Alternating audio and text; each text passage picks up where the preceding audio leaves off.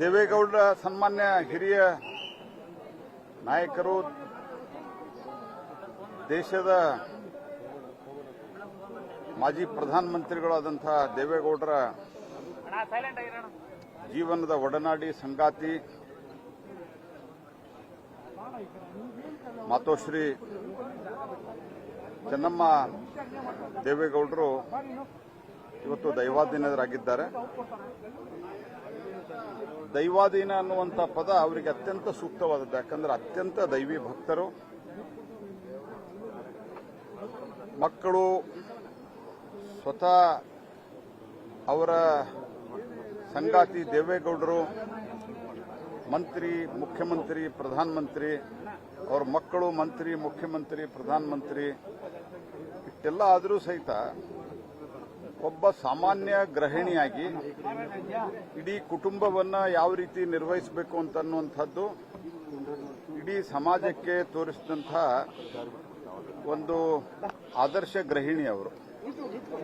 ಅಷ್ಟೇ ಅಲ್ಲದೆ ದೇವೇಗೌಡರ ಹಿಂದಿನ ಅತ್ಯಂತ ಶಕ್ತಿಯಾಗಿ ಅವರಿಷ್ಟೆಲ್ಲವೂ ಜೀವನದಲ್ಲಿ ಸಾಧನೆಯನ್ನು ಮಾಡಲಿಕ್ಕೆ ಕುಟುಂಬವನ್ನು ಅತ್ಯಂತ ವ್ಯವಸ್ಥಿತವಾಗಿ ಮತ್ತು ಸಂಸ್ಕಾರಿತವಾಗಿ ಬೆಳೆಸಲಿಕ್ಕೆ ಅವರ ಕೊಡುಗೆ ಅಪಾರವಾಗಿದೆ. ದೇವೇಗೌಡರಿಗೆ ಒಂದು ಬಹುದೊಡ್ಡ ಆಘಾತ ಅವರಿಗೆ ಮತ್ತು ಅವರ ಕುಟುಂಬಕ್ಕೆ ಆಗಿದೆ. ವಿಶೇಷವಾಗಿ ದೇವೇಗೌಡರಿಗೆ 70 ವರ್ಷಕ್ಕಿಂತ ಹೆಚ್ಚು ಸಂಗಾತಿಯಾಗಿದ್ದಂಥವರು. ಆತಿಥ್ಯಕ್ಕೆ ಮತ್ತೊಂದು ಹೆಸರು ಅವರಾಗಿದ್ದರು. ಬಹುತೇಕ ಇವತ್ತು ಏನು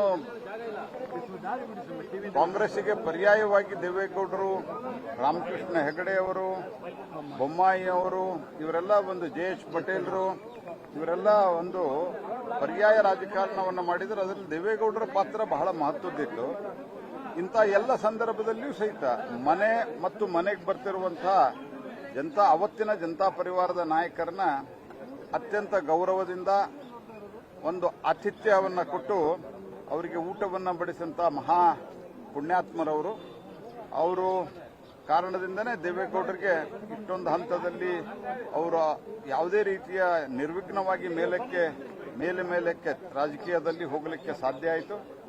ಅವರ ನಿಧನದಿಂದ ಇವತ್ತು ದೇವೇಗೌಡರಿಗೆ ಬಹಳಷ್ಟು ಆಘಾತ ಆಗಿದೆ. ದೇವೇಗೌಡರ ಜೊತೆಗೆ ಸನ್ಮಾನ್ಯ ಕುಮಾರಸ್ವಾಮಿ ಮತ್ತು ಅವರೆಲ್ಲ ಕುಟುಂಬದವರ ಜೊತೆಗೆ ನಾವೆಲ್ಲರೂ ಇರ್ತೇವೆ. ಅವರಿಗೆ ಆಘಾತ ಸಹನ ಮಾಡೋ ಶಕ್ತಿ ಕೊಡಲಿ ಅಂತ ಹೇಳ್ತಾ ಇವತ್ತು ಭಾರತ ಸರ್ಕಾರದ ಪರವಾಗಿ, ಸನ್ಮಾನ್ಯ ಪ್ರಧಾನಮಂತ್ರಿಗಳ ಪರವಾಗಿಯೂ ಸಹಿತ ನಾನು ಇವತ್ತು ಅವರಿಗೆ ಶ್ರದ್ಧಾಸುಮನಗಳನ್ನು ಅರ್ಪಿಸಿದ್ದೇನೆ. ನಾಳೆ ನಾನು ಭಾರತ ಸರ್ಕಾರದ ಪರವಾಗಿ ನಾನು ಅಂತಿಮ ಸಂಸ್ಕಾರದಲ್ಲಿಯೂ ಭಾಗವಹಿಸ್ತೇನೆ.